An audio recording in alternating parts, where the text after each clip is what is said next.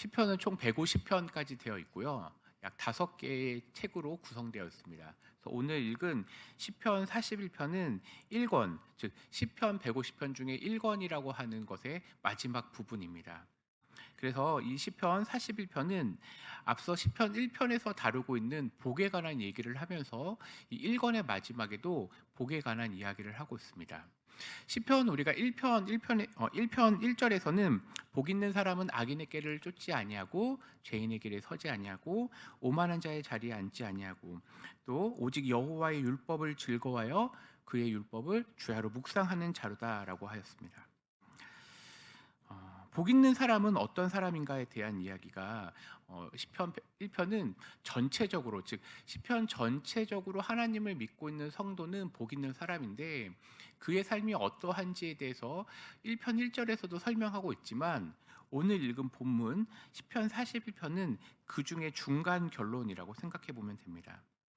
앞서서는 하나님을 사랑하는 방법으로 대해서 이야기했다면, 오늘 읽은 41편은 그 여호와의 율법을 묵상하는 자가 실제 삶을 어떻게 살아가야 되는가, 즉 성도의 삶의 모습을 그려주고 있는데, 그가 받은 복은 어떠한 복인가라고 보면 1절에 가난한 자를 보살피는 자에게 복이 있다라고 하는 것입니다. 즉 하나님을 사랑하는 자는 그의 삶에 있어서 단순하게 온전히 하나님만 바라보는 것에서 그치는 것이 아니라 시편 41편을 통하여서 가난한 자를 보살피어야 된다라는 것입니다. 그래서 2절에서도 그런 하나님의 복된 사람들, 가난한 자를 보살피는 그는 여호와께서 건지시고, 2절에 여호와께서 그를 지키사 살게 하신다, 그가 이 세상에서 복을 받을 것이라고 되어 있습니다. 그러니까 성도의 삶은 어떤 삶이냐? 복을 받은 삶입니다. 그런데 그 복이라는 건 어떤 복이냐면 하나님을 사랑하는 복입니다. 그래서 그의 평생의 삶이 하나님의 말씀 가운데 거하면서 하나님을 어떻게 사랑할 것인가, 이게 바로 복이라고 하는 것입니다. 그런데 이 성도가 받은 두 번째 복은 어떠한 복이냐면, 하나님을 점점 알아가면 알아갈수록 나의 삶이 하나님의 것임을 기억하기에 이웃을 돌아본다는 것입니다. 조금 전에 읽었던 가난한 자를 보살피고, 또 주님께서 이 세상에서 그에게 복을 주실 것이라고 설명하고 있습니다. 그런데 우리가 이 복에 관한 얘기를 할 때 이 시편 1편과 가장 많이 또 개는 것이 마태복음 5장에 있는 팔복입니다. 마태복음 5장 7절에는 긍휼히 여기는 자는 복이 있나니 그들이 긍휼히 여김을 받을 것이라고 하였습니다. 즉 시편에서 얘기하고 있는 온전히 하나님을 사랑해가는 그런 성도가 가난한 자를 돌아보는 그 복, 그래서 이러한 복이 마태복음 5장에서는 긍휼히 여기는 자, 즉 하나님의 사랑을 이웃에게 전하는 그 역시도 복을 받을 것이라고 하였는데, 이런 시편 41편이 이에 대한 설명이라고 할 수 있습니다. 그런데 이러한 복된 성도의 삶에서도 어려움이 찾아온다는 것입니다. 3절과 4절입니다. 분명히 앞에서는 하나님께서 하나님의 복을 베푸셨다, 여호와의 복을 받았다고 얘기하는데, 3절에서 이는 여호와께서 그를 병상에 붙드시고라고 되어 있습니다. 우리가 일반적으로 생각할 때 복을 받으면 모든 것이 잘 되는 것처럼 보이지만, 앞서 제가 얘기한 것은 모든 것이 잘 되는 복이 아니라 하나님을 아는 복, 또 하나님을 전하는 복이 우리들에게 주어진 참된 복입니다. 근데 그에게 종종 어려움이 찾아온다는 것입니다. 성도들에게 이런 어려움이 온다는 것입니다. 그를 병상에서 붙드시고 그가 누워 있을 때마다 그의 병을 고쳐 주시나이다. 분명히 어려움이 있는데 주님께서 그의 어려움을 돌보신다는 것입니다.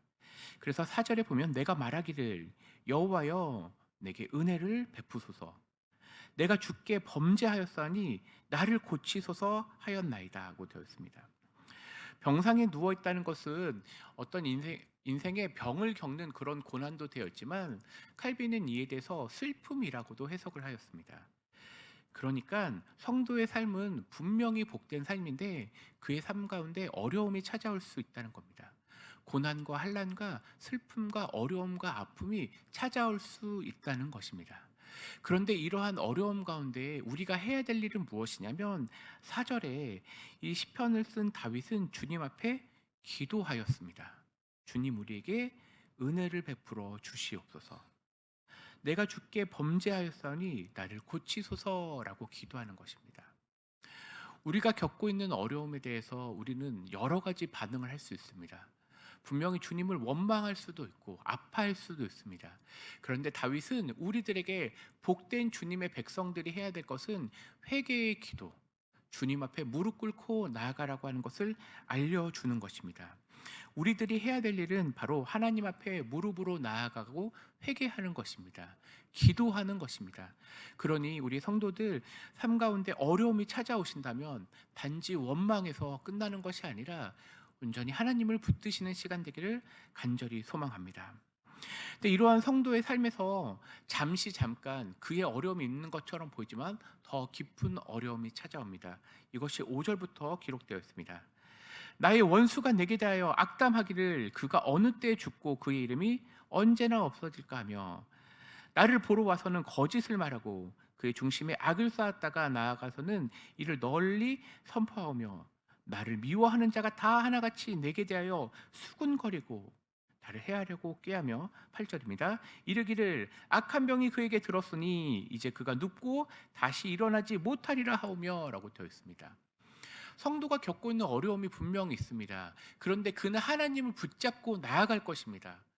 그런데 다윗이 당한 어려움은 이런 어려움이 아니라 원수들이 내게 와서 말하는 것입니다. 우리가 특별히 이런 본문을 읽을 때 우리는 진짜 원수라고 생각해 볼 수도 있지만 우리는 이것을 또 성도와 성도의 교제로서, 즉 교회 공동체를 생각해 볼 수도 있습니다. 교회 안에 있다 보면 우리는 매우 쉽게 다른 사람의 이야기를 할 때가 있습니다. 분명 그는 원수가 아닙니다. 사랑해서 말할 수 있습니다. 그런데 이러한 말이 때로는 악담처럼 들릴 때가 있다는 것입니다. 다윗에게 찾아온 사람들은 그리 멀리 있었던 사람이 아니라 자기와 매우 가까이 있었던 사람입니다. 그가 찾아와서 말하기를 너 왜 이렇게 이 병에 걸렸느냐? 그리고 이 병이 하나님한테 온 거면 너 분명히 하나님 앞에 잘못한 것 아니냐. 꼭 욥을 찾아온 새 친구들처럼 다윗에게도 이런 어려움이 찾아온 것입니다. 그래서 9절에 내가 신뢰하여 내 떡을 나눠 먹던 아주 가까운 친구가 나를 대적하여 그의 발꿈치를 들었다고 되어 있습니다.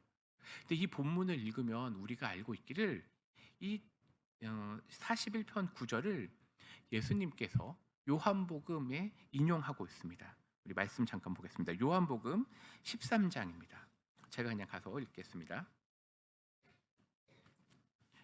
요한복음 13장 18절과 19절에 보면 예수님께서 세족식을 행하셨던 그런 모습 가운데 있습니다. 그러니까 우리가 세족식을 한다는 것은 예수님께서 우리가 최후의 이제 만찬이라고 부르는 이제 성찬을 집행하는 그 전후의 모습입니다. 근데 그때 우리가 알고 있기는 바로 가롯 유다를 가리키고 있는 말씀입니다. 18절에 내가 너희 모두를 가리켜 말하는 것이 아니니라. 나는 내가 택한 자들이 누구인지 알미라. 그러나 내 떡을 먹는 자가 내게 발꿈치를 들었다는 성경을 응하게 하려는 것이니라. 지금부터 일이 일어나기 전에 미리 너희에게 일러둠은 일이 일어날 때 내가 그인 줄 너희가 믿게 하려 함이로라고 되어 있습니다. 이제 이 본문은 이렇게 되어 있습니다. 주님을 신실하게 믿고 있는 다윗조차 이런 어려움을 당했고, 그리고 이 다윗의 어려움뿐만이 아닙니다. 예수님조차 가룟 유다에게 배신을 당하는 것을 보게 되면 성도가 겪고 있는 어려움은 어쩌면 당연한 것이라고 생각해야 된다는 것입니다. 그러니 이 어려움은 나만 겪는 것이 아니라 다윗도 이러한 어려움을 당했고 예수님도 당했고 그리고 나도 당할 수 있다는 것입니다. 그런데 이것에 대해서 낭망하거나 실망하여 우리의 믿음이 주저앉는 것이 아니라 우리 다윗도 이겨냈고 또 예수님도 이겨내셨다면 우리 역시 이런 어려움에서 능히 은혜를 베푸신 하나님의 힘으로 이겨낼 수 있다는 것입니다. 그러니 성도의 삶에서 찾아오는 어려움에 대해서 주저앉거나 실망하지 마시고 이러한 어려움은 당연히 찾아올 수 있다. 그러나 거기에 멈추어 서서 주저앉는 것이 아니라 그럼에도 불구하고 우리에게 은혜를 베푸시는 하나님을 바라보자는 것입니다.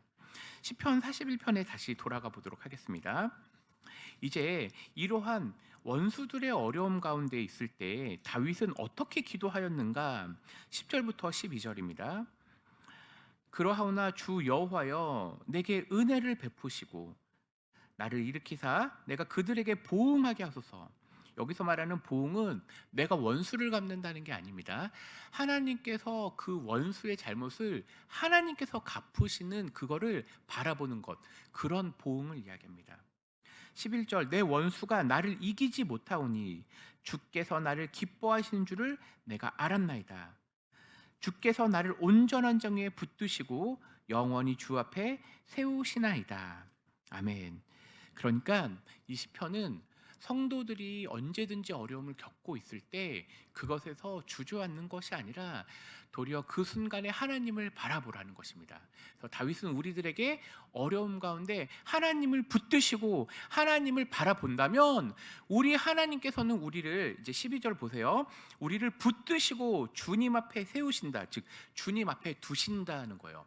이 주님 앞에 둔다는 표현이 뭐죠? 하나님은 그 기도에 응답하시는 분이라는 거예요. 우리를 떠나지 아니하신다는 분이에요. 즉 우리 가운데 성령을 보내셔서 우리 마음 가운데 하나님을 온전히 바라보고 사랑할 수 있는 그러한 담대함을 허락하셨다는 것입니다. 그래서 이 시편은 앞에서부터 쭉 왔던 시편 1편부터 41편의 결론으로서 이러한 복된 하나님을 기억하게 하고 또 13절은 마지막으로 하나님을 찬양하면서 끝납니다. 우리 같이 한번 13절 읽겠습니다. 이스라엘의 하나님 여호와를 영원부터 영원까지 송축할지로다. 아멘. 아멘. 예수님이 당하셨던 그런 어려움은 우리 다윗도 당했고 우리들도 언제든지 당할 수 있습니다. 그러나 우리 주님은 우리의 고난과 슬픔과 아픔을 모르시는 분이 아니라 모두 다 알고 계십니다. 이번 한 주 또 우리가 평생을 살아갈 때 이런 하나님, 우리에게 복을 주시는 하나님, 응답하시는 하나님을 붙잡는 우리 평생이 되기를 간절히 소망합니다. 기도하겠습니다.